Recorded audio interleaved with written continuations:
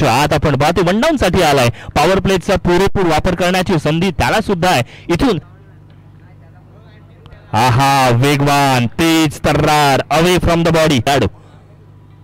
यावेळेचा फटका कमालीचा. यावेळेला मिड विकेट बाउंड्री लाईनच्या बाहेर जबरदस्त षटकार.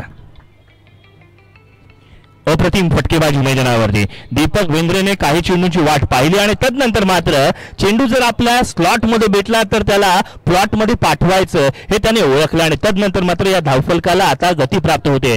धावफलक 17 ऑन स्कोर बोर्ड. अशा पद्धत शॉर्ट पिच चेंडू ना लाईन वरती कंट्रोल ना लेंथ वरती नियंत्रण. हे होतं फलंदाजाला आमंत्रण ज्याचा दोन्ही हाताने स्वीकार केलाय. स्क्वेअर लेग बाउंड्री लाईनच्या बाहेर षटकार.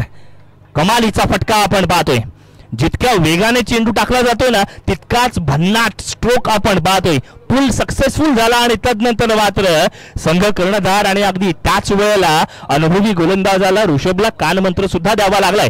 धावफलक आपण पाहूया आता मात्र उसळी घेईल 24 on score board. Share market सारखा उसळी धावफलकाने आता मात्र घ्यायला सुरुवात केली आहे. कौतुक करूया आपण अर्थातच दीपक बेंद्रेचं सुद्धा ज्या पद्धतीची फटकेबाजी करतोय.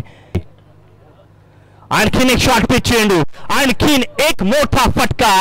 चेंडू मात्र पुनच्छ हरिओम स्क्वेअर लेग बाउंड्री लाईनच्या बाहेर.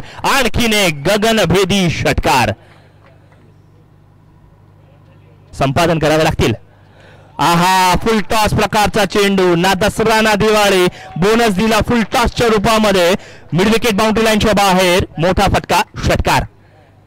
जबरदस्त फटकेबाजी. इतक्या मोठ्या प्लॅटफॉर्म मध्ये परिपक्वता असावी आणि मग अशा वेळेला चुकीला माफी नाही हे मैदानावरती दीपक बेंद्रेने पुन्हा एकदा दाखवून दिलंय. आज वेगळ्या प्रकारचा नाश्ता करून आलाय. संध्याकाळचा नाश्ता हेल्दी होता ताकद भरा होता हे त्याने दाखवून दिलंय. वरती आहा नजाकत जबरदस्त फटका मैदानाच्या आत आपण पाहतोय. काही फटके नेत्रदीपक असतात. हाच तो नेत्रदीपक फटका मैदानावरती आपण पाहतोय.